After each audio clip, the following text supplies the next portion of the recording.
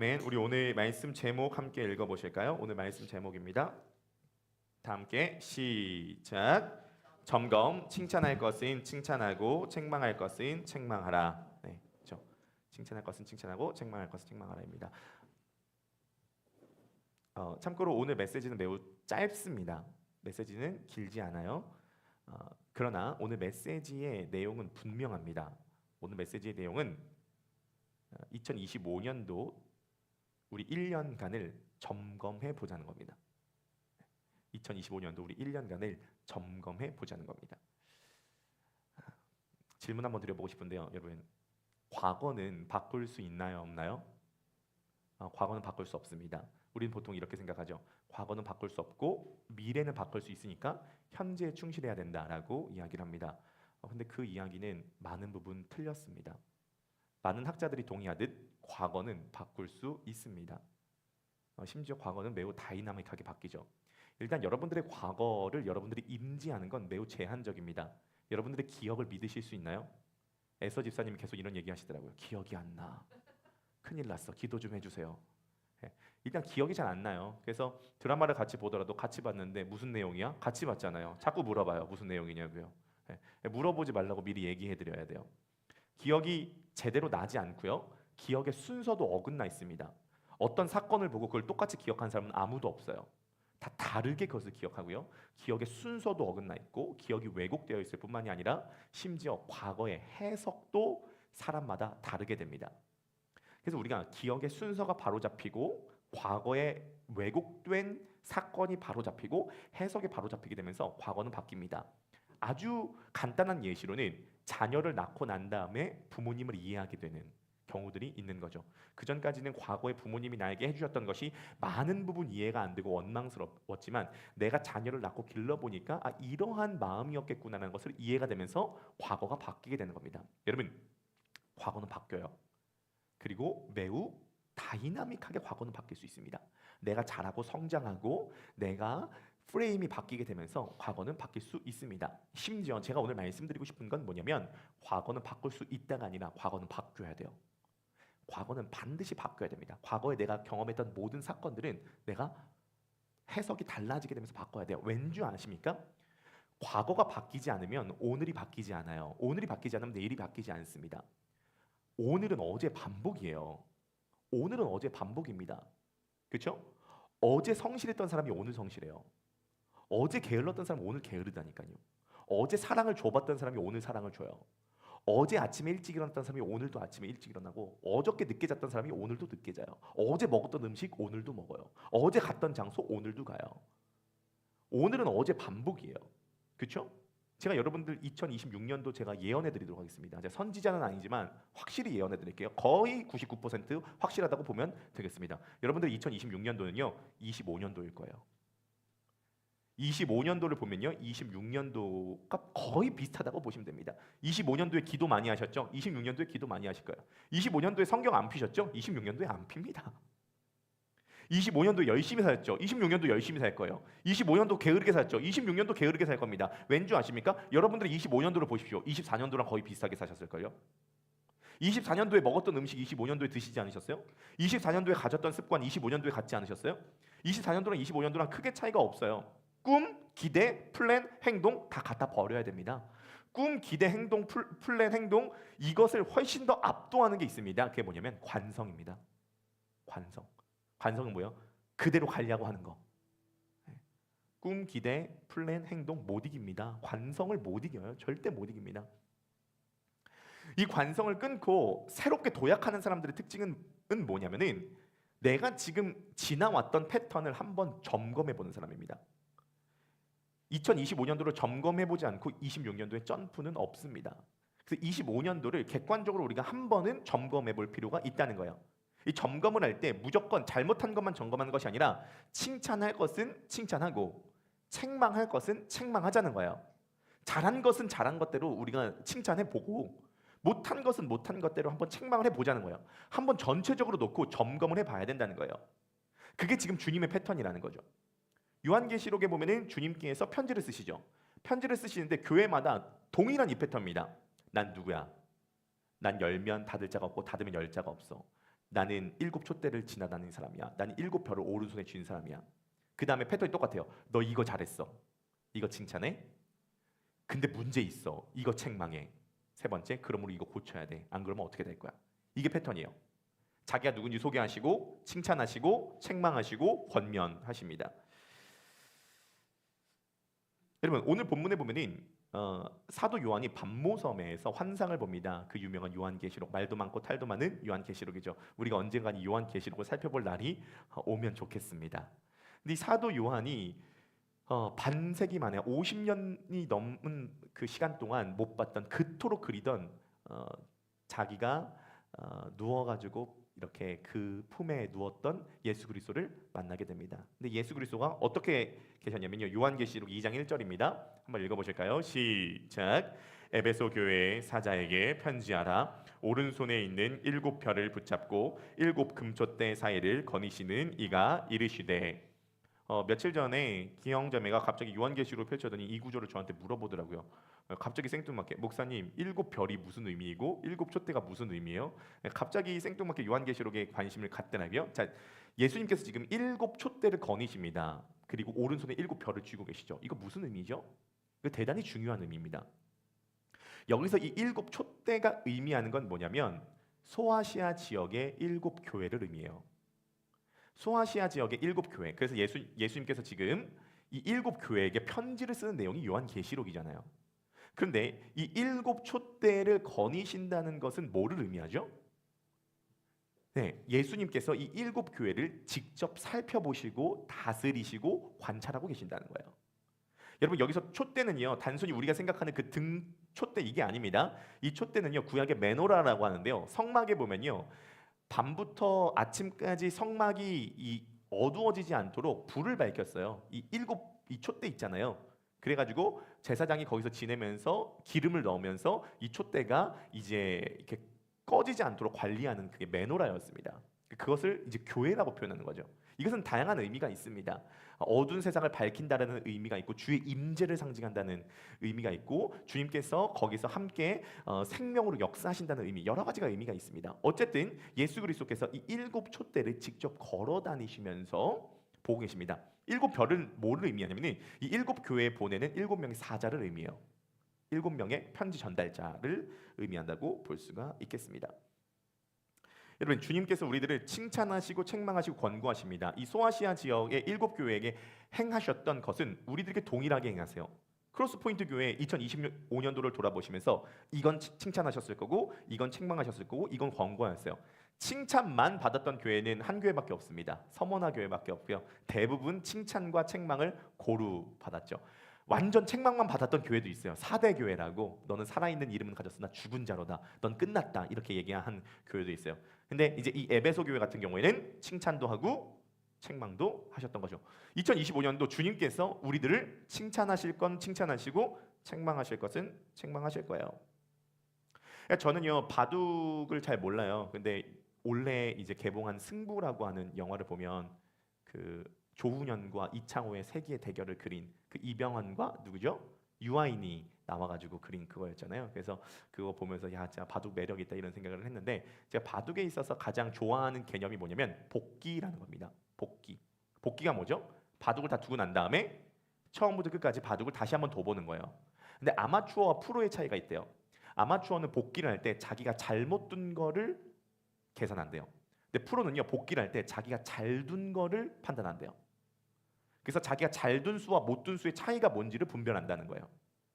우리도 2025년도 한번 복기를 해봐야 되는데, 복기를 할 때 무조건 잘못한 것만이 아니라 뭘 잘했냐, 뭘 못했냐, 이것을 한번 우리가 점검을 해볼 필요가 있다는 것입니다.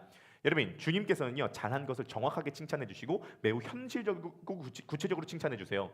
일곱 촛대 사이를 이렇게 지나다니는 예수님의 형상을 보면 되게 신비하잖아요. 요한계시록 되게 신비하잖아요. 근데 칭찬은 매우 구체적이고 현실적입니다. 주님께서 우리들의 상황을 매우 현실적이고 구체적이고 세밀하게 바라보신다는 거예요. 네, 요한계시록 2장 2절에서 3절 다 함께 한번 읽어보실까요? 준비 시작. 내가 내 행위와 수고와 내 인내를 알고 또 악한 자들이 용납하지 아니한 것과 자칭 사도라 하되 아닌 자들이 시험하여 그의 거짓된 것을 네가 드러낸 것과 또 네가 참고 내 이름을 위하여 견디고 게으르지 아니한 것을 아노라. 아멘. 여기서 보면은 예수님께서 에베소 교회 몇 가지를 칭찬하시죠? 제가 세어보니까요, 내 행위 안다, 수고 안다, 인내 안다, 악한 자들 용납하지 않은 것 안다, 자칭 사도라 하되 아닌 자들이 시험하여 그의 거짓된 것을 드러낸 것과 이단 분별한 것 안다, 또 네가 참은 것 안다, 견딘 것 안다, 게으르지 아니한 것 안다. 몇 가지 칭찬? 8가지 칭찬해 주셨습니다. 에베소 교회가 대단해요. 에베소 교회가 지금 잘한 건 뭐냐면 매우 성실했고 인내심이 있었고 분별력이 있었어요. 이단이 딱 들어오면 정확하게 분별해서 쫓아내었고요. 악한 자들을 용납하지 않았고요. 매일마다 새벽 기도하고요. 밤마다 기도하고 또 전도하고 이런 열심이 있었던 교회입니다. 여러분 에베소 교회가 어떤 교회인지 아시죠? 모르시면 지금 들어보면 되죠. 에베소 교회가 누가 개척한 교회예요? 사도 바울이 개척한 교회입니다. 사도행전 25장에 보면은 사도 바울이 직접 가서 개척을 했는데 그 에베소에서 얼마 동안 머물렀죠? 사도 바울이 3년간 머물렀습니다. 3년간 머물면서 하나님의 나라를 전파하면서 거기서 세운 게 뭐예요? 두란노 서원을 세웠잖아요. 두란노 서원이 오늘의 교회 출판사가 아니라 사도행전 25장에 바울이 거기서 하나님 나라와 그리스도의 십자가와 부활을 전하기 위해서 세운 서원입니다. 그리고 사도 바울이 이제 거기가 아데미 여신사 아프로디테의 우상 숭배가 가장 있었던 그 곳이죠. 사도 바울이 거기서 이제 떠나고 난 다음에 나중에 서신서도 쓰잖아요. 에베소 교회에다 쓴 편지가 뭐예요? 에베소서죠. 복음의 놀라운 진리를 담고 있는 책입니다. 그러니까 이 에베소 교인들은요 이단 분별에는 다 뛰어날 수밖에 없어요. 에베소서를 직접 받았던 곳이잖아요. 2대 담임 목사가 누구예요? 사도 바울이 떠나고 난 다음에 2대 담임 목사로 세운 게 디모데잖아요. 디모데 전후서를 쓴 그 디모데예요. 디모데가 나중에 어떻게 돼요? 거기서 순교한다고요. 3대로 거기 영향을 미친 게 누구예요? 그 유명한 절에 있는 스님도 아는 사도 요한이에요. 대단하지 않습니까? 그러니까 바울, 디모데 그 다음에 사도 요한 이 세 사람의 영향을 미친 지역이 이 에베소 교회였습니다. 그러니까 담임 목사로 왔는데 1대 담임 목사 사도 바울, 2대 디모데, 3대 요한 이렇게 된다고 생각을 해보세요. 난리 나는 교회죠. 이단이 들어올 수가 없습니다. 교리 교육이 얼마나 철저하겠어요. 얼마나 열정적이었겠습니까? 얼마나 대단했겠어요. 그러니까 주님께서 그 전통이 살아있는 에베소 교회에게 그렇게 칭찬을 하는 거죠. 내가 네 행위 안다. 너 게으르지 않은 거 안다. 성실한 거 안다. 이단 분별한 거 안다. 너가 참고 견디고 게으르지 아니한 건 안다. 얼마나 많이 참았겠어요. 디모데가 어떻게 순교당했냐면요. 성경엔 안 나오는데 전승에 의하면 아데미 여신을 우상 숭배하는 그 행렬에 가가지고 회개하십시오. 우상을 숭배하면 안 됩니다. 돌이키고 주님께 돌아오십시오라고 했다가 거기서 돌에 맞아 죽었습니다. 디모데가. 그러니까 굉장히 그 우상 숭배가 가득한 핍박되는 상황 속에서 에베소 교인들은 자기의 믿음들을 지키고 있었다는 거예요. 그런데 주님께서 책망하시죠. 요한계시록 2장 4절입니다. 읽어보실까요? 시작. 그러나 너를 책망할 것이 있나니 너의 처음 사랑을 버렸느니라. 너가 이거 잘했어. 8가지나 잘했어. 근데 내가 너한테 책망할 거 있어. 너의 처음 사랑을 버렸다. 주님의 칭찬과 책망은 분명해요. 주님은 칭찬한 것들은 칭찬해 주시고 책망할 것들은 책망해 주시죠. 제가 우리 성도님들께 질문을 드리고 싶습니다. 2025년도를 돌이켜 봤을 때 주님께서 이거는 나한테 진짜 칭찬해 주셨을 것 같다. 어떤 게 있으십니까? 2025년도를 돌이켜 봤을 때 주님이 이것은 나에게 책망하셨을 것 같다. 라고 하는 것은 무엇이 있습니까? 다시 한 번 말씀드리지만 꿈, 기대, 플랜, 행동 이거 관성이 못 이깁니다. 관성을 못 이겨요. 어제 살듯이 오늘 살아요. 26년도는 25년도 반복이고 25년도는 아마 24년도의 반복이었을 거예요. 한 번 점프하는 사람은 25년도 내 인생을 통째로 놓고 점검을 해보는 사람이에요. 주님이 이거 칭찬하셨을 것 같다. 주님이 이거 책망하셨을 것 같다. 우리의 기준은 사람의 칭찬과 책망이 아니라 주님께서 이거 칭찬해 주셨을까 책망하셨을까 이 기준인 거죠. 그러면 주님의 기준을 어떻게 분별하죠? 제가 주님의 기준을 분별할 수 있는 방법을 좀 말씀드릴게요. 꼭 맞는 건 아니지만 굉장히 유용한 방법일 수 있습니다. 자기 자신이 생각하면 주님 생각과 크게 다르지 않을 거예요. 내가 내 스스로를 봤을 때 이것은 주님께서 칭찬해 주셨을 것 같다. 이것은 주님께서 책망하실 것 같다라고 분별하는 게 100% 맞진 않지만 7, 80%는 맞을 가능성이 있다고 봅니다.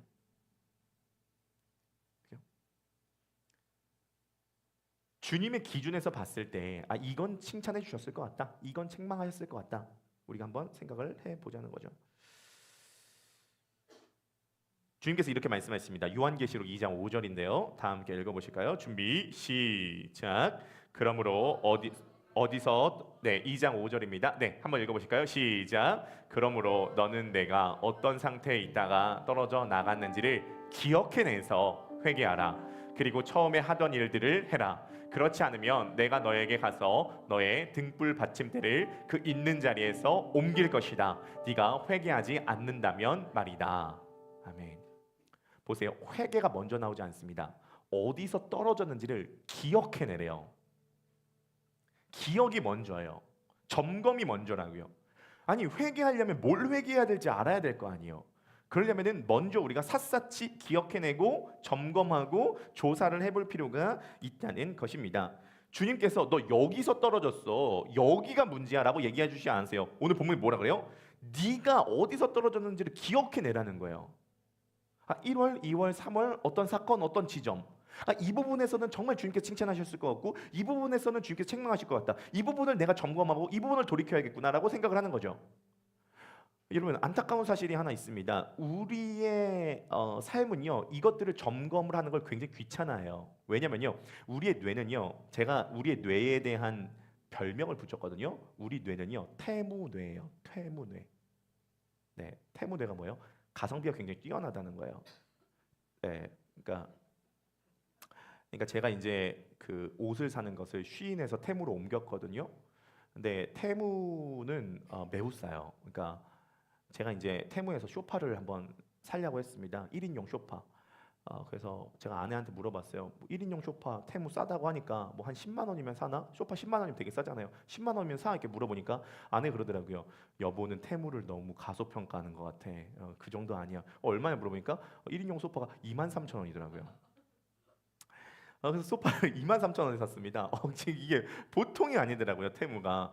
네, 보통 옷이 막 반팔이 한 5,000원, 3,000원 해요. 남는 게 있는지 배송비도 무료야. 네, 배송비도 무료야. 테무. 가성비 뛰어나죠? 마찬가지로 여러분들의 뇌가요, 테무 같아요. 네, 그게 뭐냐면요, 하루 동안 뇌에 쓰는 에너지가 몇 퍼센트인 줄 아세요? 아무것도 안 해도 하루 동안 뇌에 쓰는 에너지가 20%래요. 그러니까 뇌에 엄청난 에너지를 쓰는 거예요. 그 뇌를 조금 굴리면 하루 동안 움직이는 거 다 포함해서 내 뇌에 쓰는 에너지가 50%. 그러니까 저녁에 들어와서 골치 아픈 생각을 하고 싶지 않은 거예요. 왜냐면 이미 뇌에서 생각을 너무 많이 해버려가지고. 뇌는요, 최대한 어떤 것은 대강대강 생각하려고 하는 성향이 있대요. 웬만한 건 대충 생각하려고 하는 성향이 있대요. 그래가지고 중요하고 본질적인 문제를 오랫동안 고민하는 걸 여러분과 저의 뇌가 매우 싫어해요. 여러분들이 책을 보고 설교를 듣는 것을 어려워하는 이유가 여기서 밝혀졌습니다. 우리의 뇌가 태무뇌라서 그래요. 저도 책 보는 게 아직까지도 쉽지 않거든요. 그렇죠? 근데 중요한 게 있습니다. 우리가 매일 매 순간마다 일기를 쓰면서 나 자신을 점검하고 조사하고 이런 것들을 할 수는 없다고 할지라도 적어도 1년에 한 번 정도는 태무뇌가 아니라 루이비통 뇌가 돼야 돼요.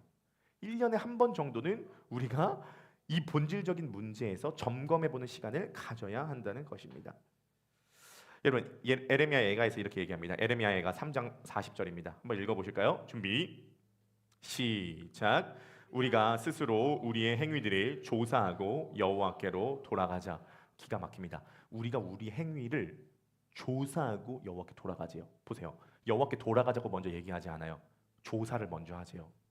우리 행위들을 먼저 조사하죠. 새 한글 번역에서 이렇게 얘기하거든요. 3장 40절 새 한글 버전 한번 더 읽어보실까요? 준비 시작. 우리가 걸어온 길을 잘 살펴보고 잘 알아보자. 그리고는 여호와께 돌아가자. 여호와께 바로 돌아가는 것이 아니에요. 우리가 걸어온 길을 잘 살펴보고 잘 알아보자. 그리고 난 다음에 점검해 보고 난 다음에 조사해 보고 난 다음에, 여기서 조사하다는 게 단순히 조사하다가 아니에요. 정밀수사하다는 거예요. 정밀수사하고 난 다음에 가자. 이 조사하다가 히브리어로 차파스거든요. 차파스. 한번 따라해볼까요? 차파스. 이 차파스는요 단순히 생각하다의 의미가 아니라 정밀수사하다는 의미인데요. 우리의 말, 행동, 동기, 욕망, 죄, 반복된 패턴까지 깊이 뒤지고 분석하자. 다시 한번요. 이 차파스는요 우리의 말, 행동, 동기, 욕망, 죄, 반복된 패턴까지 깊이 뒤지고 분석하자. 이게 차파스입니다. 예, 우리가 여호와께 돌아가다는 회개인데요. 돌아가기 전에 차파스를 먼저 해야 돼요.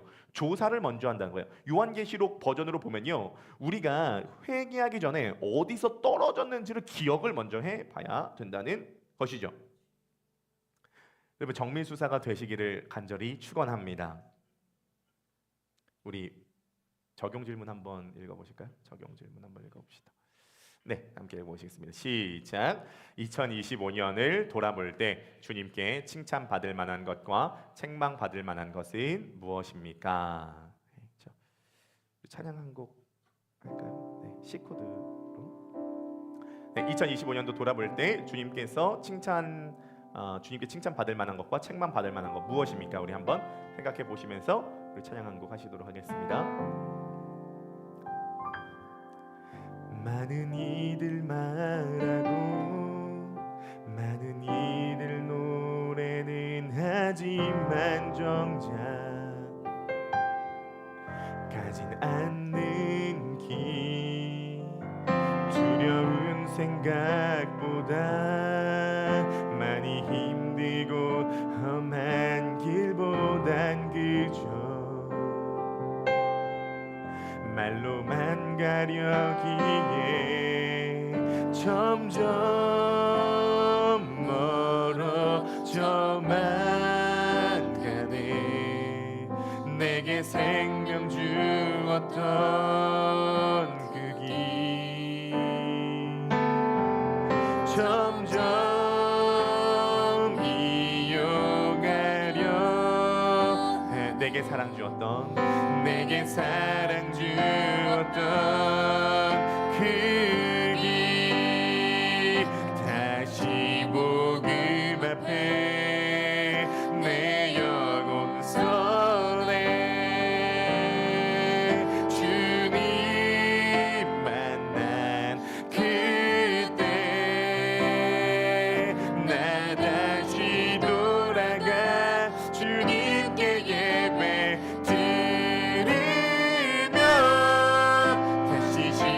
십자가의 길 걸음. 우리 한 번만 더 찬양해 봅시다. 많은 이들 말하고 많은 이들 노래는 하지만 정작 가지 않는 길 두려운 생각보다 길보단 그저 말로만 가려기에 점점 멀어져만 가네.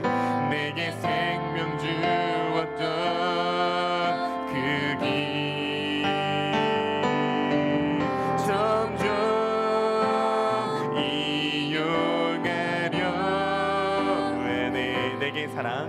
내게 사랑 주었던 그 길 다시 복음 앞에 내 영혼 서네. 주님 만난 그때 나 다시 돌아가 주님께 예배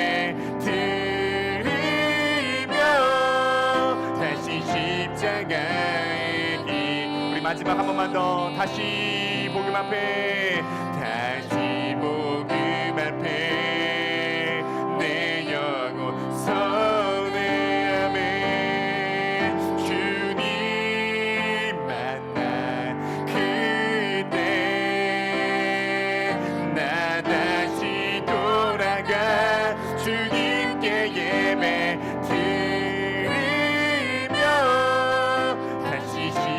십자가의 길 걸으리.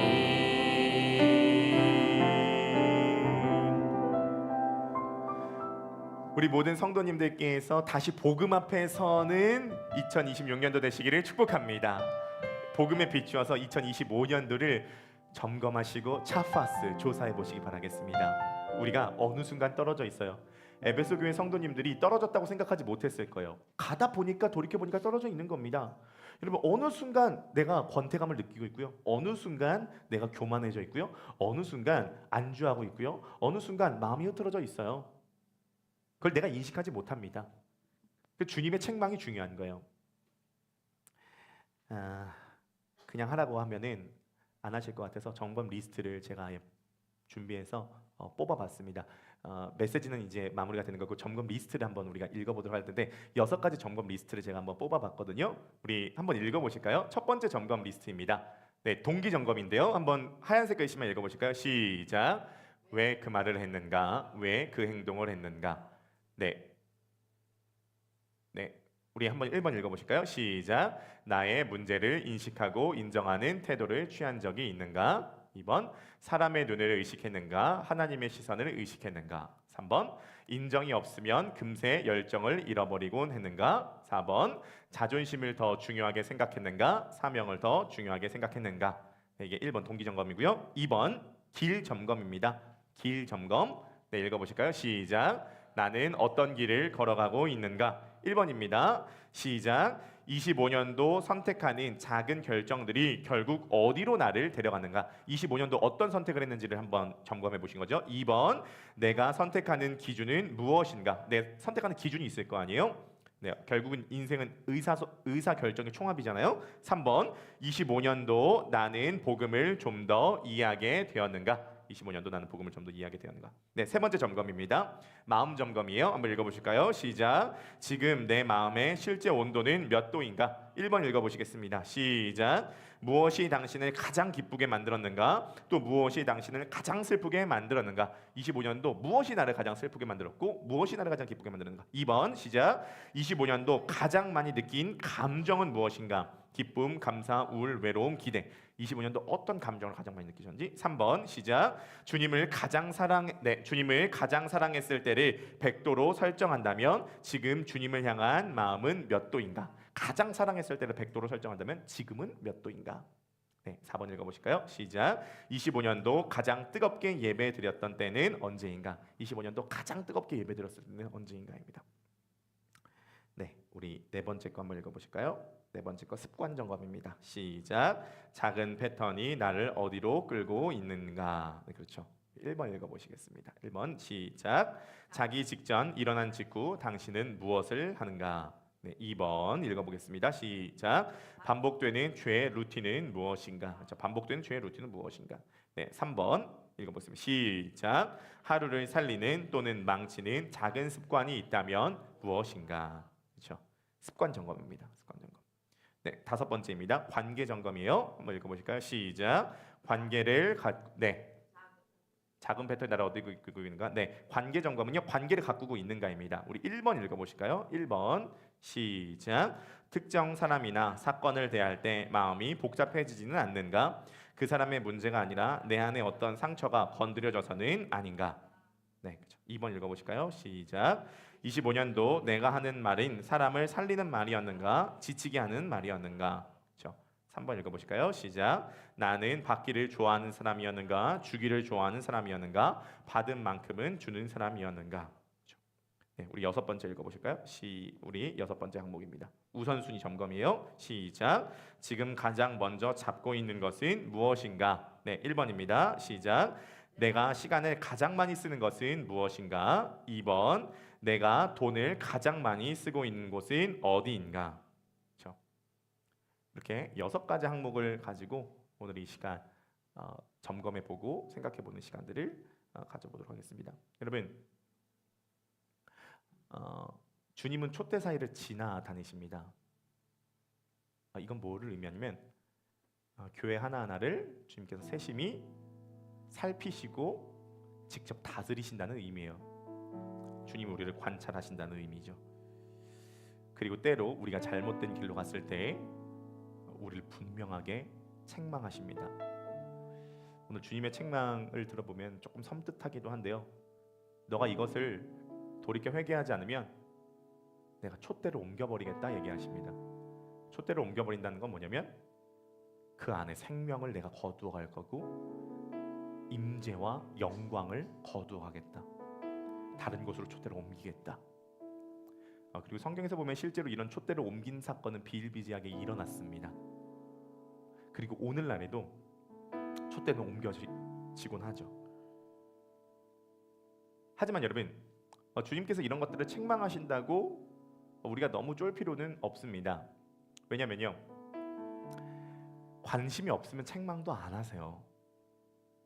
너가 어디서 떨어지는지를 기억해내고 너가 조사하라 라고 얘기하시는 건 그만큼 주님께서 우리를 향한 굉장히 큰 관심이 있으시기 때문입니다. 성경에서 하나님께서 극도로 화가 나실 때 쓰는 단어가 있습니다. 이게 뭐냐면요, 유기예요. 유기. 유기가 뭐예요? 유기견 이런 말 하잖아요. 내버려 두는 거예요. 책망하지도 않고 칭찬하지도 않으세요. 네 알아서 해라. 네 마음대로 해라. 유기시키는 거죠. 여러분, 주님께서 우리들을 책망하시는 이유는 우리들을 향한 관심과 사랑과 애정이 지극하시기 때문입니다. 주님께서 교회의 애정이 지극하신 이유는요, 자세히 살피시고 우리가 우리의 과거를 점검할 뿐만 아니라 주님께서 우리들의 교회를 샅샅이 조사하시는 이유가 뭐냐면 자신의 피값으로 산 교회니까요. 아낄 수밖에 없죠. 내가 어떤 가격을 지불하느냐에 따라서 거기에 대한 애정은 달라지는 거거든요. 주님께서 우리들의 인생과 우리들의 교회, 이 교회라고 하는 것은 단순히 크로스포인트 교회만이 아니라 성경에서 교회는 신자 한 명 한 명을 교회라고 하잖아요. 우리들의 삶 가운데 지극히 관심이 있기 때문에 책망하시고 칭찬하시는 건데요, 지극히 관심이 있으신 이유는 간단해요. 내가 어디까지 지불했느냐를 보면 내가 이 사람에 대한 애정이 달라지는 거거든요. 내가 관심과 사랑을 막 쏟아부으면 애정이 커질 수밖에 없어요. 애정이 커지니까 잘못된 부분을 보고 책망할 수밖에 없는 겁니다. 다시 한번 말씀드립니다. 주님께서 자신의 피값으로 저와 여러분들을 사셨어요. 그리고 자신의 목숨을 다하여서 우리들을 사랑하십니다. 그래서 주님께서 우리들을 바른 길로 인도하기를 원하세요. 잘못된 길로 가는 것을 두고 보실 수 없는 거죠. 우리 저와 크로스포인트 교회 성도님들 한 분 한 분이 이 주님의 임재와 사랑과 관심을 받고 26년도로 넘어가기 전에 25년도 한번 살펴보시고 점검하시고 조사하셔서 주님께서 기뻐하시는 26년도를 맞이하실 수 있는 여러분 되시기를 주님의 이름으로 간절히 축원합니다. 네, 우리 찬양팀 한번 준비해 주시고요.